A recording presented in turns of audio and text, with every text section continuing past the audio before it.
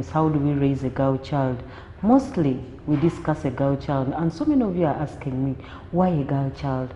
Because when you treat a girl child well, I always say, treat a girl child well, you'll get a better nation. We are the pillars of the nation, so we always try to make sure that a girl child is treated well, because if all girl children are treated well, tomorrow we shall have future mothers who are really so good. I'm not alone in the studio. Today we are going to look at who is to blame if a girl child gets spoiled. Who is to blame if a girl child gets spoiled? That's what we are going to discuss. For viewers who are outside there, please, you may call us and discuss with us. Tell us who is to blame. I'm not alone in the studio. I have some two ladies whom I'm going to be discussing this topic with. You're most welcome. Thank you. Yes, girl child, tell us your names. Everyone out there watching Record TV, it's time for our moment. Just pull your chairs in front because we are here to say sense. Yes. My name is Princess Irina and I'm happy to be here today. Yes. I'm Grace Myron. Thanks for tuning in. Grace and Mombeja. I always say Mombeja. I love that word, Mombeja. Who is to blame? Before we look at who is to blame, let us look at some of the things. Because when we say a girl child who is spoiled, someone will ask, spoiled? What do we mean by spoiled? So let us look at some of the ways a girl child can get spoiled.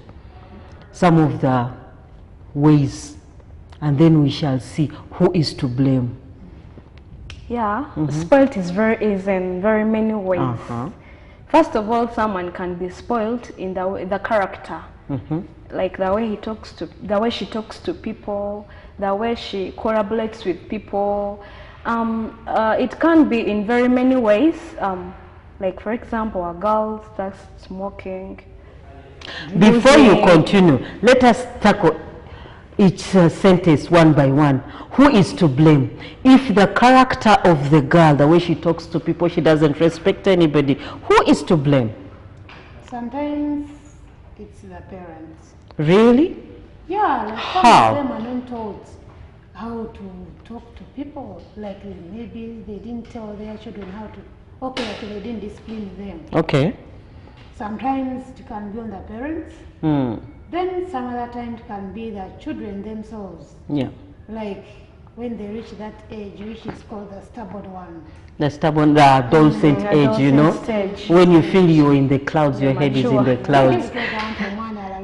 No, it's not maturity, but there is that age when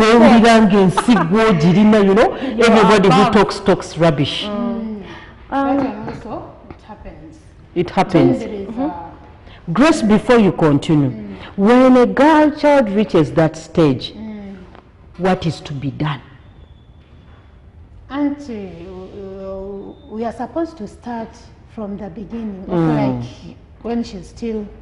Okay, now imagine you've been all along talking to her, but you know that age, all of us have gone through that age. You have to that age is an age whereby it doesn't know any girl or from a rich family or poor family, safety family, whatever, however good morals the family has, that is an age. That time, you still have to talk to your child. First of all, you have to understand her. You have to know that age she's in right now, right that time when she's stubborn like we may think. Okay. You have to study her. Okay. And see what's happening, because you have to ask yourself questions. When did this start? And now we have a problem. Some parents don't know when it started because they are never there. Now she has that bad character. Sometimes they are never there, but still they notice. They notice? Yeah, you are you sure when you're never there, how will you notice? Let's not, that's another point, let's not look at.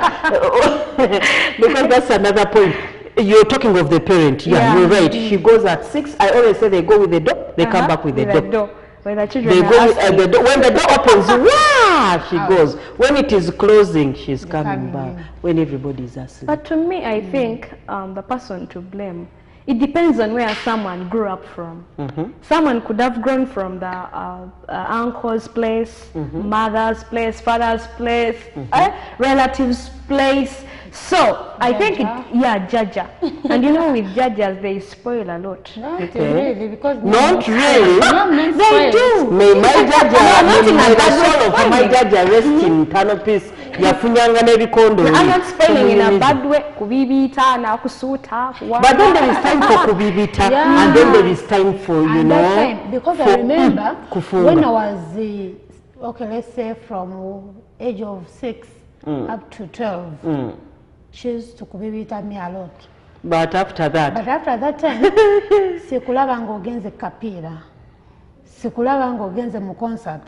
So like, and then you were like, no, what has happened to this old woman? Because she knew that now that was the age where I was going to be like, for her, she was studying me. She really knew that at least at this age, wagenda okutandikira okutabuka kakati, muteekeko nati waka.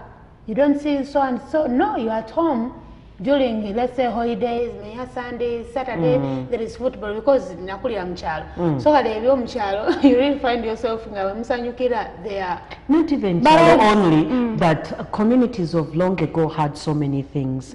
Leave alone nowadays, people don't work together. But like me, I'm born of Sega, and we had that community center whereby there was a lot. During holidays, all of us could go to the community center. You'd find there football, basketball, netball, you know, ludo, and everything, drama, everything was there. But it was monitored. You would find that because even they would have time for like counseling. You're from school, you had some problems, counselors would be there, which is not there today. You look at Lubaga Community Center, it's no more. No more. Actually, recently I heard someone talking on radio that they should bring them back. They were good. They were good. But do you think people have time for that nowadays? They do. Trust me, they will do. You will find that there will be some parents who will say, no, I think I'll take turn, I'll go and watch these children at the community center. Because nowadays there is nothing for free. You can find that at least they are going to ask for some money, of which someone does not have. No, with the community centers, we had coaches. In fact, we would go and play. Ourselves would coach. Like I was a netballer, and then they would get you and say, for you, did you get some skills at school? Teach others. Then someone volleyball, like that. And then when you would have a problem, there were some parents who would come in and talk to us. That's how it used to be. And it really brought us together, and they would tell us that however much you're with the boys, A, B, C, D. And you know, that's what brought us together. You see, those community centers, it's something very good.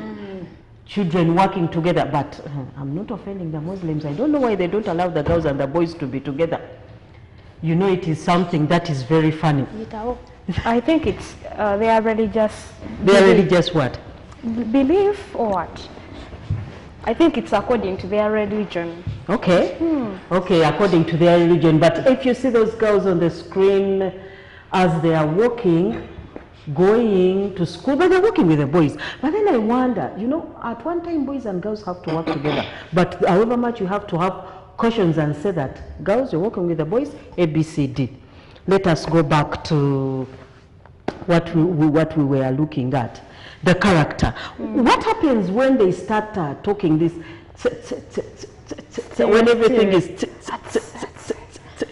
who is to blame when it is, but all the stereotypes are really spoiling our girls.